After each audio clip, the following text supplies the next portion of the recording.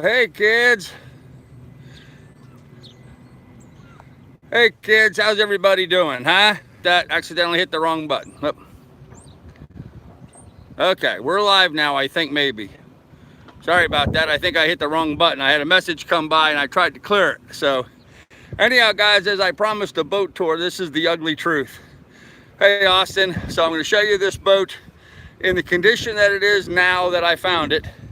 And then we'll start cleaning it up from there. But there we are looking forward. Here we are in the cockpit, and let me kind of go over this in a bit more detail, okay? I have these are Merriman Holbrook. I have two Merriman Holbrook winches here, one on port, one on starboard, and these are two Barlows.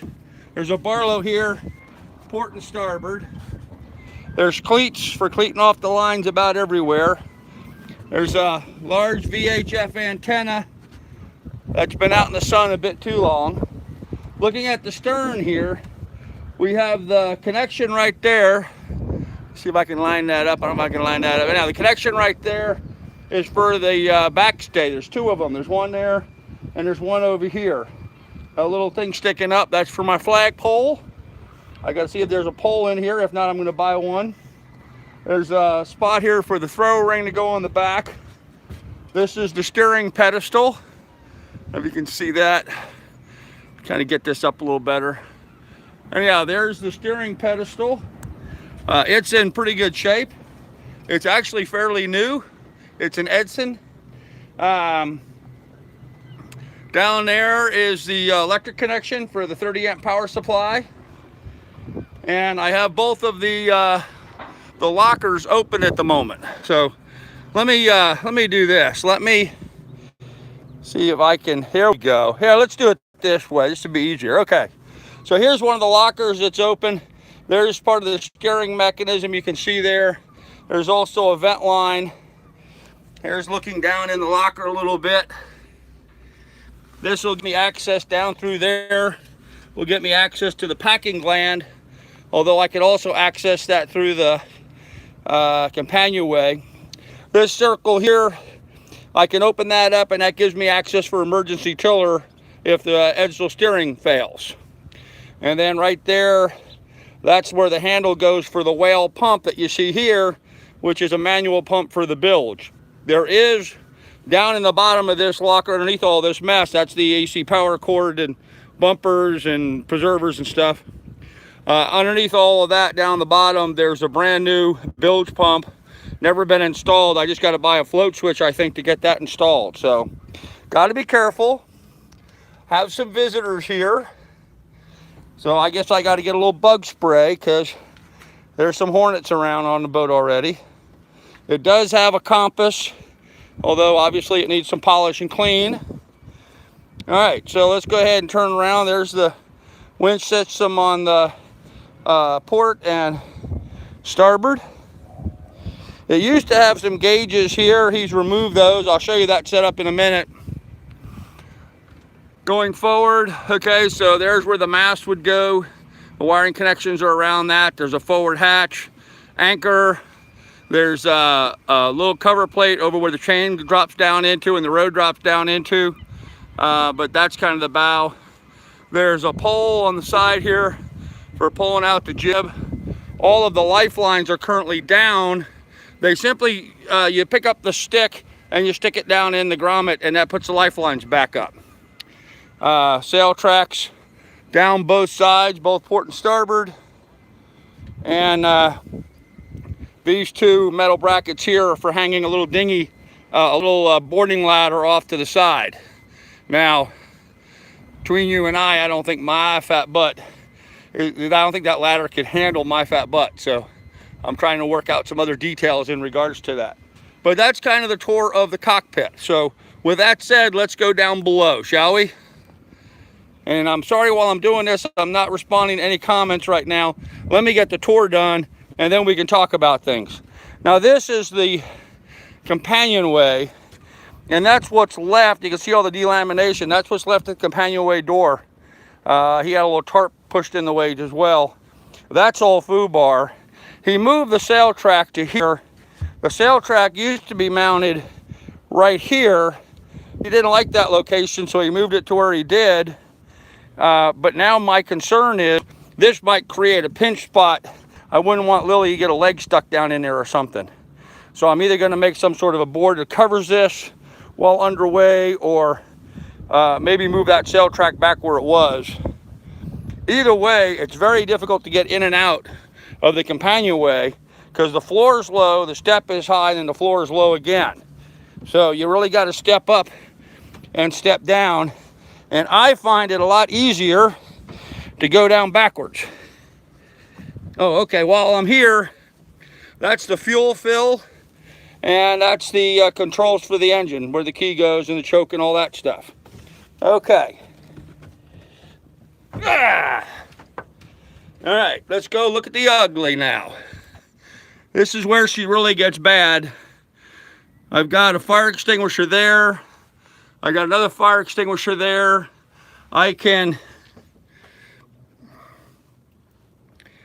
This is me standing straight up, so I can't quite get stood up tall, but for moving around, you know, you have your head bent when you're walking around anyway, so I don't see it as a major problem, but we shall see. Okay, so there's a quarter berth that runs back in here. He's got a bunch of stuff on it. This fabric laying here, he calls a Conestoga. He has some sort of weird shade cloth that he puts up. And as you can see, everything's kind of dirty and nasty on the inside. We've got let me get over here in the corner. So we got a wraparound seating area that goes all the way around. Oh, there's another quarter berth here as well. Quarter berths on both sides. So 2 people could sleep back there. Although I'm probably going to stuff them full of stuff. All my clothes and tackle and fishing gear and all that stuff. But that's the seating there. And then this table folds out. And this table drops down on a shorter pedestal. So this becomes a support here. So this becomes a bigger bed, which I may use for sleeping in. I don't know yet. And yeah, there's our battery controls. And for now, this is the kitchen setup. There used to be a propane stove here. He has it and is giving it to me. But I'm going to replace that with a camp stove, I've decided. It's got one tiny little sink. That's the book on the boat. And then there's a refrigerator. Obviously, that's supposed to be at the top of the stick, but the stick is in a rack right now, so that's as good a spot for it as any. And anyhow, this is the refrigeration unit.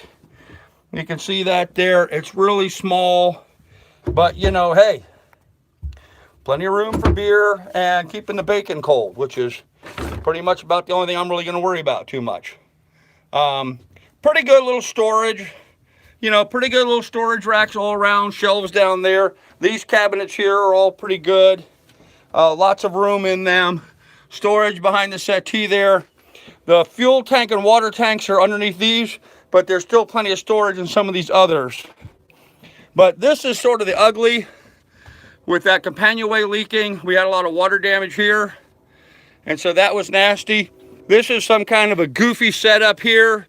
It's a little hinge step supported by cables. I don't like this setup, and I'm concerned about Miss Lily. This will actually work nice because she can jump up to here and get to there. She should be able to just hop over to that. But I'm thinking I might want to take this cushion out of here and then build a regular staircase here and make it easier to get in and out. But not necessary. Okay, going forward, we have a sink here in the head. There is the head, or lack thereof. Hanging locker up behind that. Light, vent, needs some work. And then the V-berth up in the front for sleeping. And as you can see, he just kind of left everything, you know, there's just crap everywhere. There's just all kinds of crap everywhere inside the boat. Oh yeah, let me show you the electronics before we sit down.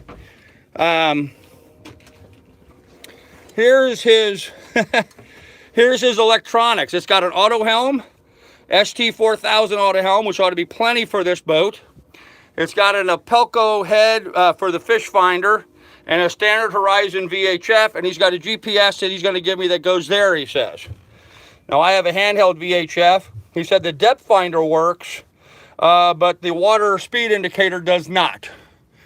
There's the key to the boat. 2 fire extinguishers, AC, DC power on the boat. Refrigeration is all, unfortunately, let me turn this around. Okay, the AC power is unfortunately all 110. So unless I'm running a generator or something, I won't have refrigeration. But, there you go. Now you're nice and steady. Sorry about all that shakiness. If I pick up a generator and wire it into the 110 shore power cord, then I should be able to run it half the time and keep the refrigeration cold. It doesn't need to run 24 hours a day. I could probably run it for 3 hours out of every 12 and keep things cold. So now, I've given you the quick nickel tour. Now's the time for comments, guys, because I'm sitting down and I can read them nicely here inside my boat. That's right, my boat. This is my $2,000 sailboat, guys. I bought a Cal 229 with a Ferryman diesel. Oh, well, you know, why don't we take a look at the diesel while we're looking at stuff? Alrighty. Bear with me for a minute here because I got to move some stuff around.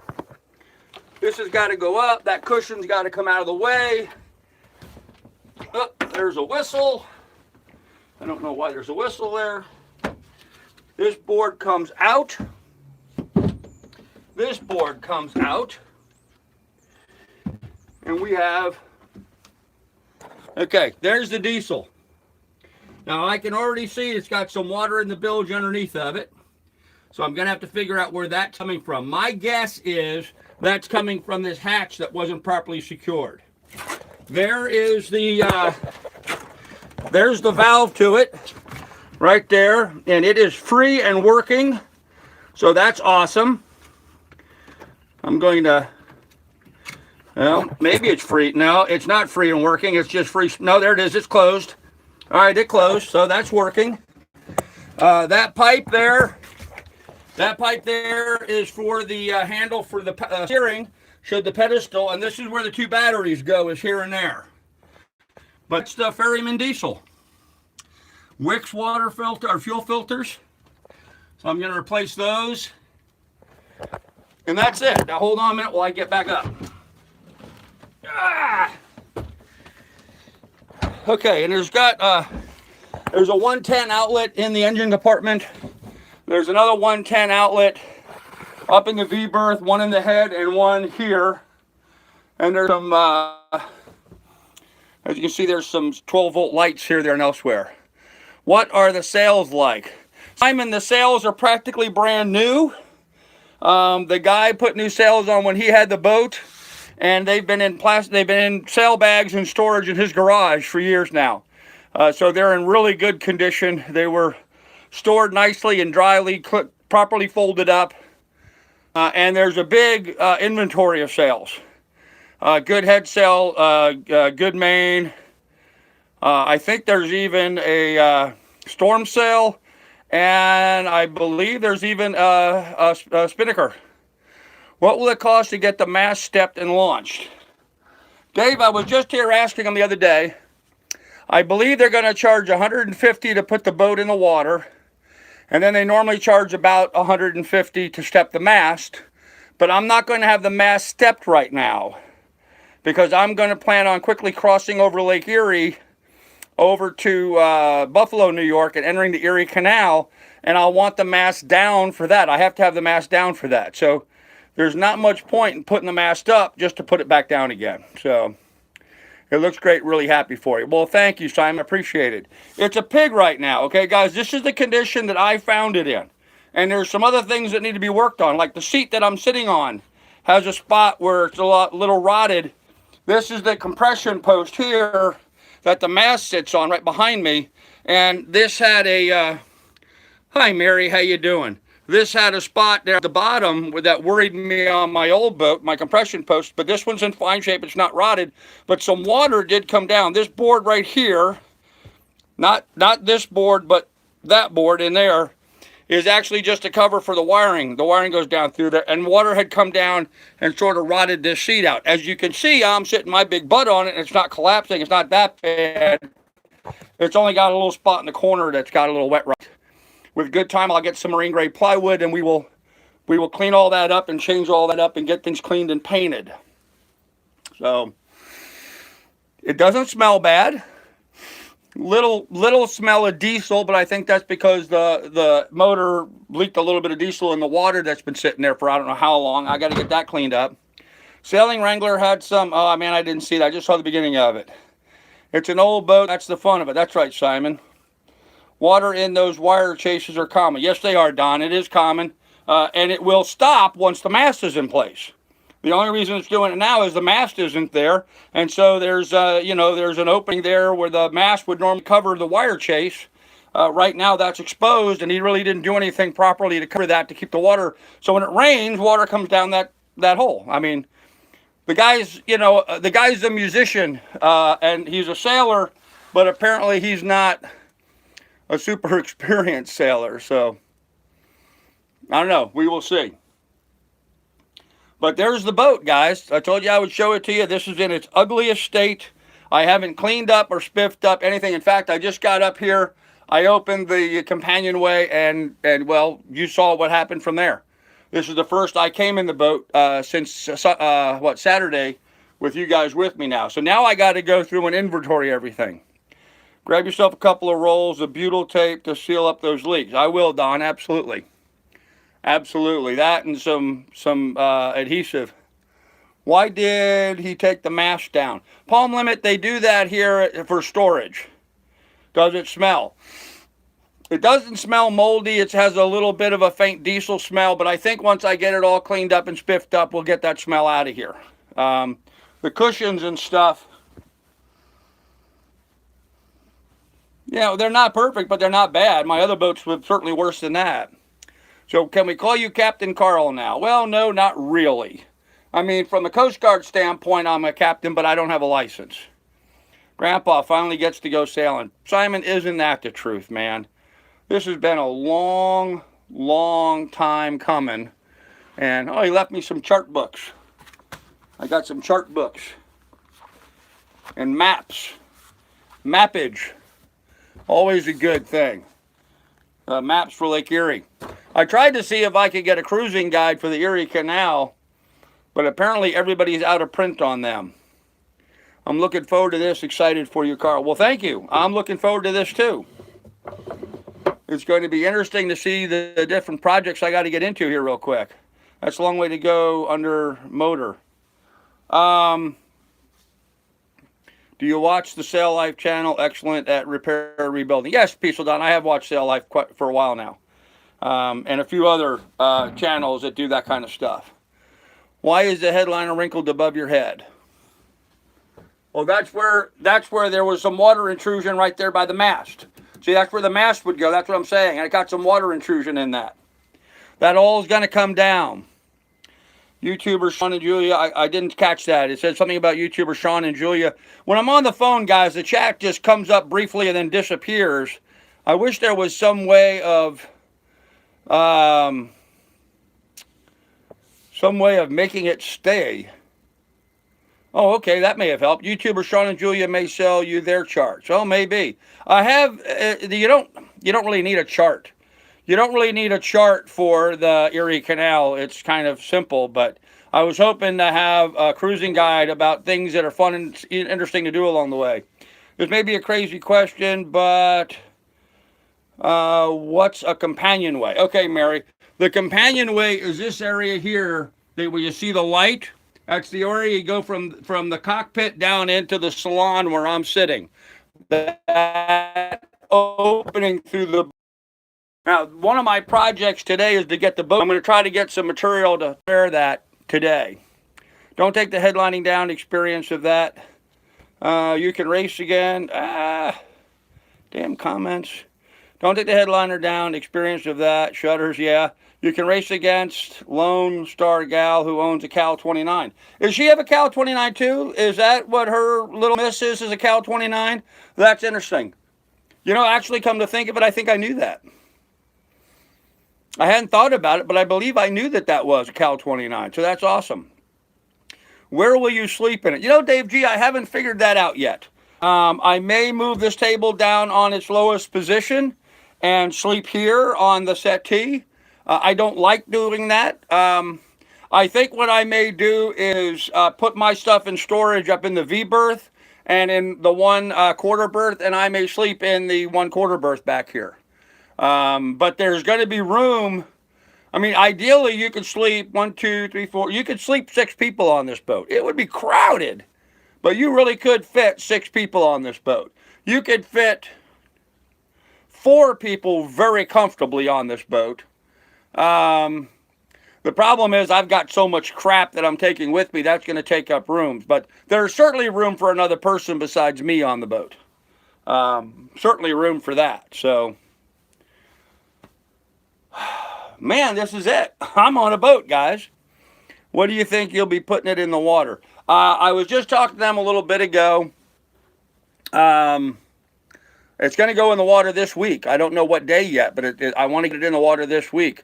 Today, I'm going to work on the companionway, and I'm checking all the through holes to make sure that they're secure and closed. Make sure I don't have to replace any of them. And once I've done that, then I basically have the boat ready that it can sit in the water. And once it can sit in the water, there's really no reason why not stick it in her. You like it? Well, I'm glad. Is the bottom painted? Yes, Dave. There's a very hard shell ablative paint on the bottom. Can you show us the engine? Clint, I just did a minute ago, but there it is. I don't know if you can see that. It's kind of dark down there, but that's the engine. That's the Perryman diesel. Comment on motoring such a long way at an untested engine. Oh, Johnny Hag, because I didn't get to read the entire question before. I'm sorry. The question, when I'm on my cell phone like this, the text message pops up and disappears very quickly. So I wasn't able to read them. Johnny Hag, the engine, as I understand it, was rebuilt a few years back, a complete rebuild. I saw in fact, in this book here next to me is all the receipts from the engine rebuild. And since then, it only has 70 hours on it. So I'm anticipating it should be pretty cherry. And it looks pretty cherry. It turns. It's not froze up or anything. I'm going to drain the fuel tank, put fresh fuel in, change the fuel filters. I'm going to have to probably purge the lines after that, bleed it out, and then we'll see how it runs. Fact is, right now, I've only paid a $300 deposit on the boat, and so if the engine doesn't run, well, then neither do I. So we will see, but it's been my experience with these kinds of diesels that they either run or they don't. It's not, worrying about it breaking down after a few hours, although that will happen too. And I'm going to putter around here a little bit with it and make sure I get it good and hot once or twice and make sure everything's still together before I go too far with it. So, assuming the engine works, what are the significant items of repair maintenance you plan in the next 8 days? Okay, Cat is a sweet engine.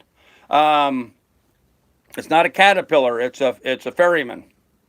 The main things for me right now is making sure all the through holes are closed, getting the engine running, getting new batteries installed, building a head and installing that. So I've got a pot to pee in, getting a cook surface in here, picking up a generator. So I've got power well underway, building cradles for the mast to sit in so I can transport the mast on deck while I'm moving down Lake Erie. Those are really the major jobs. Wow, I guess the yellow got me. Yeah, it is yellow just like a Caterpillar, so I can understand that. Those are the major jobs.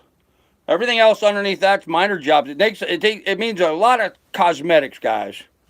It takes a lot of cosmetics, but other than that, it appears to be fairly functional. Do you need to do anything to the hull? No, I don't need to do anything to the hull or on the top sides. Except figure out a better, more secure closure for the companionway. Other than that, everything up on deck is fine. Oh, no, that's not true. There's one Hold on a minute. Here, I'll show you what happened. Hold on a second. I'm kind of getting around the boat here. Okay. One of these broke up on the bow. I got to replace it. One of these broke, but there's two brand new ones here on the boat to replace it with. So, okay. Something about the Seacocks. Have you exercised the Seacocks yet to see? I have not done the Seacocks yet, Johnny Hag. I just wanted to do the live stream real quick. As soon as we get done here, that's my next job, is to work on the Seacocks. So, congrats on your purchase. Thank you. Sounds like you've got a lot to do, Carl. Are you going to make your time limit? Mary, I don't have a time limit. I really don't have a time limit. I am going to be on the boat by the 1st of the month. I'd like to leave this marina by the 1st of the month.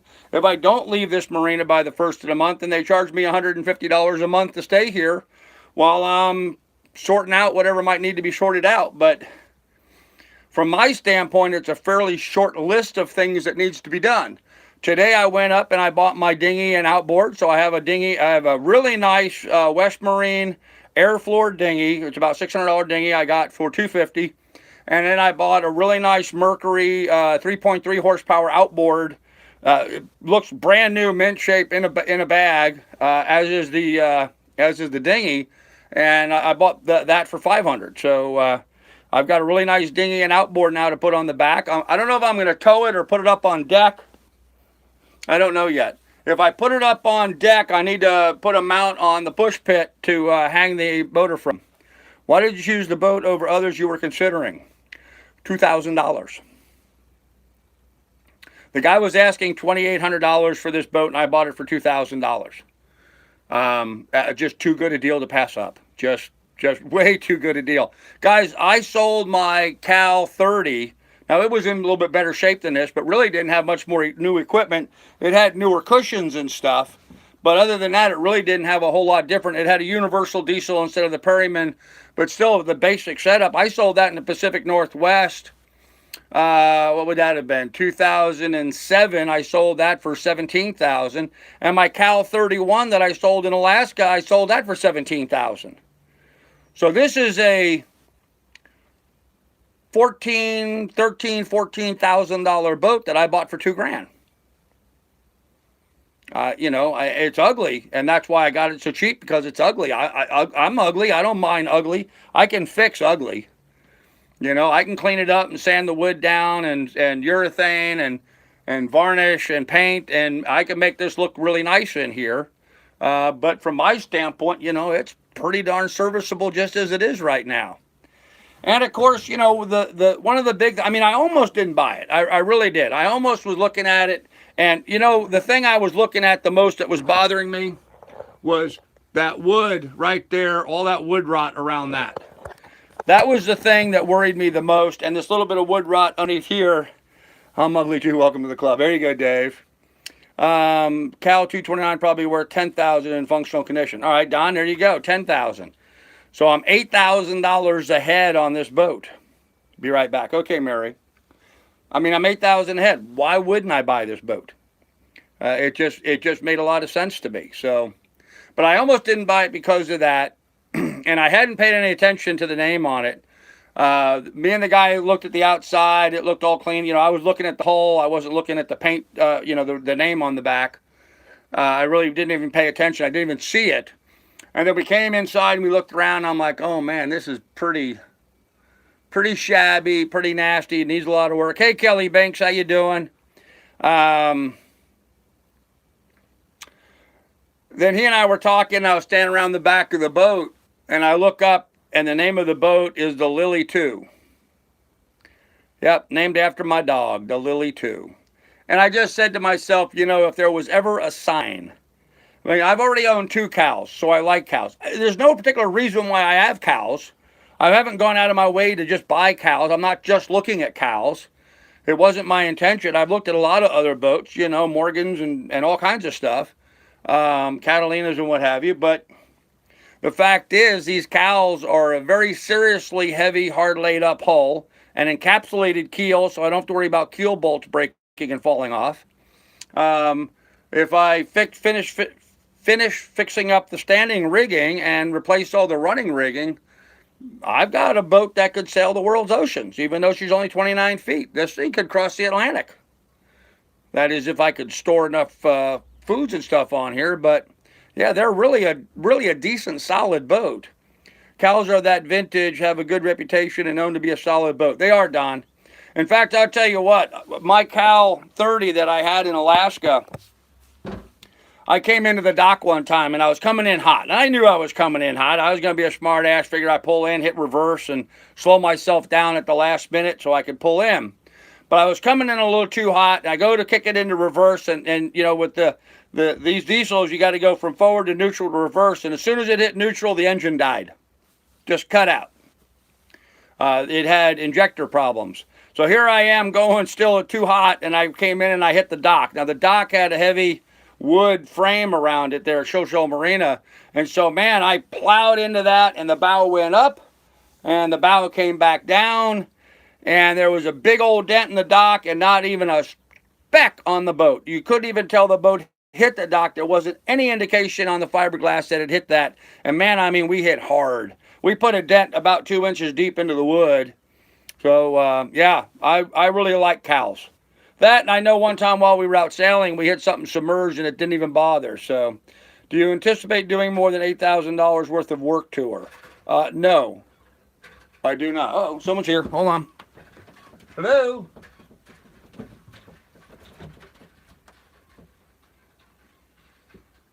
Oh, okay.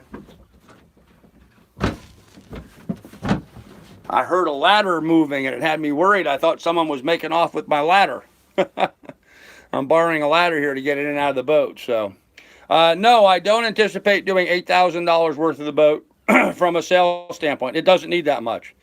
Good luck to you, Carl. All the best. Look forward to following your sailing adventures from Cape Town, South Africa. Excellent, man. Thank you. Where were cows built? The Pacific Northwest. Man, you were lucky. Yep, I do believe I was lucky. Well, you know, luck is where you find it. You put in the time, effort, energy, you're going to find a good deal. I found a good deal. So, the question is, am I going to put $8,000 worth of work into this boat? Let me dwell on that for a minute.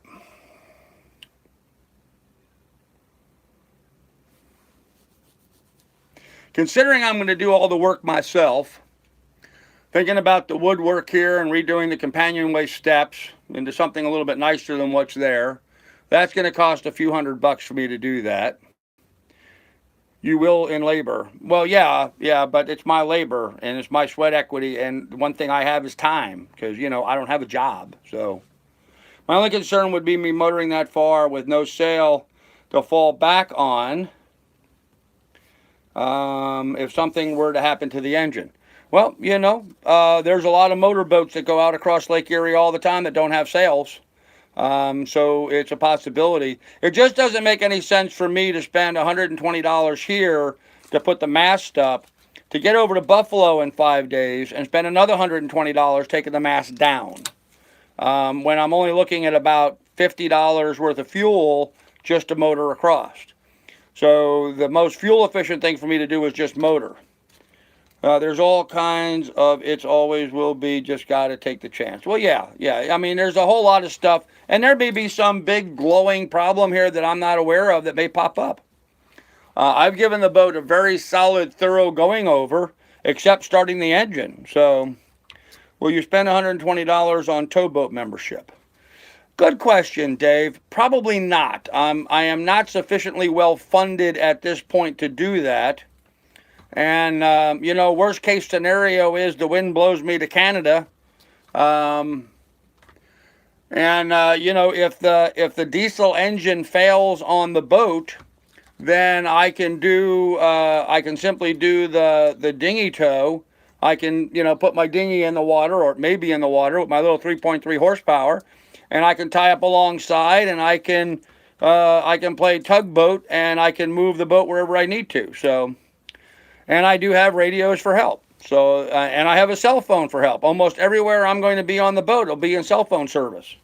So, no, I'm not overly worried about that. You know, I'm not going offshore. You know, I'm not going out in the ocean. I'm crossing Lake Erie. Now Lake Erie's pretty big, 50 miles north to south, 200 miles across. It's a pretty big body of water. The coal stick to your left at the marina. What did that say? The coal stick to your left at the marina will make loud noises like thunder when they empty the train cars. Yeah, I know that. Lake Erie, Lake Erie, well known for large steep waves. Yes, very, very short steep waves. So I'm going to have to watch weather windows pretty closely to get across. But, it's only going to take me 5 days, and that's stopping and anchoring up every night. It's only going to take me 5 days to cross Lake Erie. This boat can have a cruising speed of about 5.5 knots, and pretty much all of the good anchorages are pretty much in. Well, the first two are 50 miles apart, and then after that they're about 30 miles apart, 35 miles apart, for all the good anchorages to stop from spot to spot. So, but even that, if it's a 10-hour run, I get up and leave here at first light. Does it have an autopilot that works? Yes. It has a auto helm ST4000.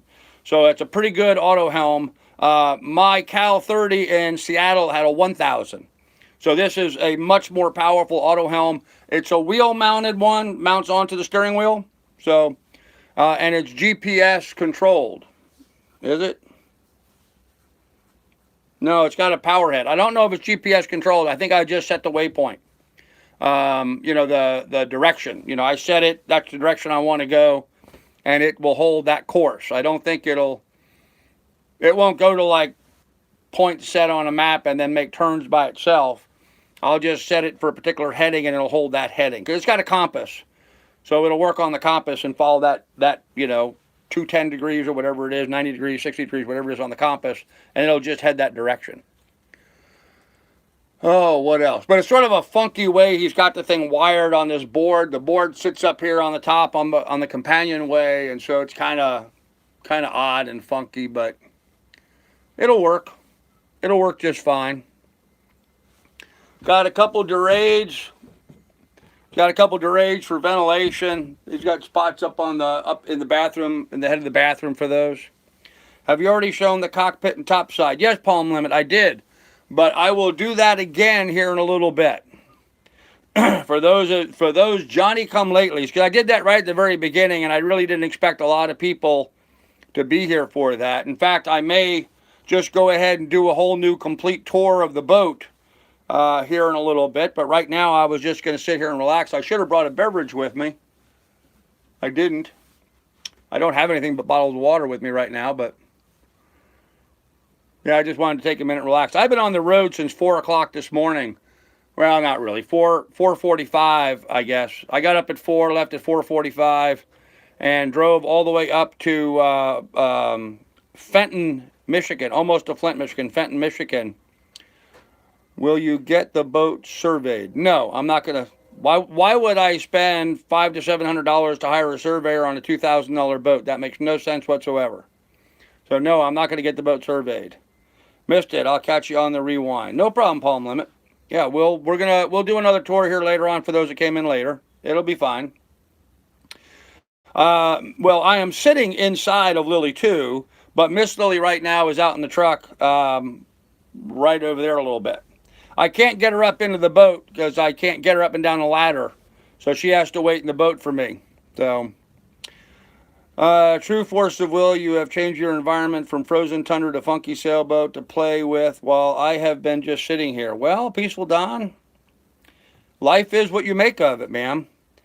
Glad to see you keep following your dreams, Carl. Well, thanks. Oh, Maui Lay. Hey, man, haven't seen you in a while. I have sailed from Sandusky to Huron with 8-foot waves on a 38-foot. Yeah, that would not be fun at all. That would not be fun. I'll tell you right now, Lake Erie at the moment is like glass. It's just perfectly smooth out there. Will a survey be needed for insurance? I'm not going to insure the boat. Not for a $2,000 boat. Now maybe when I get down. No, I'm not going to insure the boat. It just doesn't make any sense to go out and spend $1,000 for insurance on a $2,000 boat. I know liability, Dave, I understand that. If I end up in a marina where I need liability, then I might do that. But I'm going to be anchoring off and kind of by myself, so I'm not going to be around a whole lot of other boats. And it's not like there's anchorages here that I got to worry about breaking loose and hitting into somebody else's boat. 90% of the time, I'm going to be by myself, away from everybody else here, because that's just the nature of what it's like up here. Now, once I get down into the salt, yeah, maybe I'll reconsider that time and get liability or something at that point. But for right now, I don't think it's a necessity. I may reconsider that, but I'm dealing with an extremely tight budget, guys. I mean, an extremely tight budget. Speaking of anchoring, what do you have for ground tackle? It's got a fluke anchor up on the front with 40 feet of chain and 200 feet of rode, which for freshwater and for what I'm going to be doing here is just fine. I'll look to have a better anchor once I get into the salt. Is there a fridge or a freezer? Yes, there's a 110 volt refrigerator or refrigeration in that box right there. So yes, there is refrigeration on the boat. Dave, typically surveys are only required for full coverage. Carl should be able to get liability coverage without survey. Yeah, I don't anticipate that being a problem. I really don't. I should have no problem just getting a liability policy, especially for a cheap boat like this. When they come to me and ask me, because when you do those things, they ask you what you have to do a stated value on the boat. And I'm sure if I call up the insurance guy and say, oh yeah, well, my boat's worth $2,000, he's not even going to want to bother writing the policy. So life is like a box of New York Janes. Did I read that correctly? Of R.Y. Janes. Not sure what that means, Danny. What are R.Y. Janes? Mary Janes. Oh, okay. I get it. Mary Janes. Yeah. Could be. Right now, life's pretty good as far as I'm concerned. I got my own boat. So, yes, the candy. I got it. Box of chocolates is what the real phrase of that is. Isn't it? Life's like a box of chocolates. Well, anyhow, guys, there it is. So for all the naysayers and haters out there, that's what I got to say to you guys. For everybody who thought I wasn't going to do it, it took me a little bit longer than I expected, but I am on my own boat, on my own terms, doing things my way, and Miss Lily is going to have an absolute ball on this boat, so it's going to be great, man. It's going to be fine. Are you in the water or on the dry dock? I am on the hard. I'm sitting in a cradle right now. The boat's in a cradle up on the hard. And so that's where it is right now. But I'm hoping here pretty soon we'll get the boat put in the water. One of these days soon this week. I got to talk to them and see what their schedule is and how soon they can get it in. But I've got some things I need to do on the boat today, and that's what I'm working on today after the live stream here. I'm going to be checking all the through holes and stuff and making sure that if the boat goes in the water, it doesn't just sink. So I need to check all the through holes. I need to check the packing land, that kind of stuff. How does the boat compare to other boats you've looked at in Florida and Carolinas? I'd say it looks equally as good as the other things that I've seen. Much better than some of the boats I looked at in Florida. Much better boat. And, not $15,000 for a piece of junk boat. This is $2,000 for a piece of junk boat. So I look forward to the recommissioning. Well, Doc, it's going to be a long process. This is not going to be something where I'm going to, break out the wax and buff the hull and clean everything up before I put it in the water. That's not going to happen. This is going to be do all the bare minimums I have from a life safety standpoint and then put it in the water and start going. I mean, I can buff the hulls anywhere. If I have a generator and a buffer, I can stop anywhere, get in my dinghy and work around the sides and buff the hulls. I don't need to be up on the dry dock. I'm not bottom painting. The bottom's fine. Now, I do have to install zincs.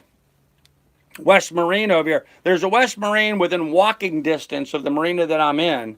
But over here on Catawba Island, about 20 minutes away, there's a huge West Marine over there. So I'm going to go over and check that out later today. Grandpa's got to be in Florida to buff the hull in a Speedo. Yeah, that's not happening.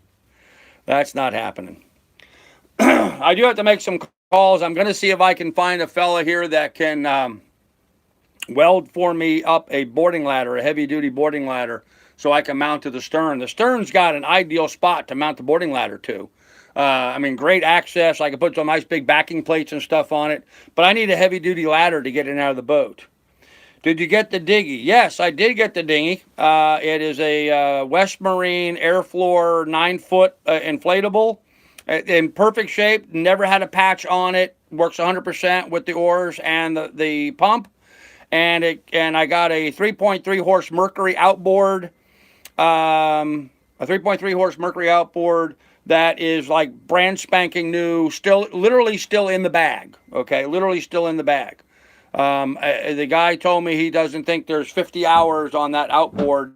And looking at it, I would have to say that's about right. I mean, none of the paint's off the prop. Not a speck of paint is off the propeller on it. I found the dinghy on Craigslist. It actually was all the way up in Michigan. I had to drive up to Flint, Michigan this morning and get it. So I left at 4 a.m. I drove up to Flint, Michigan.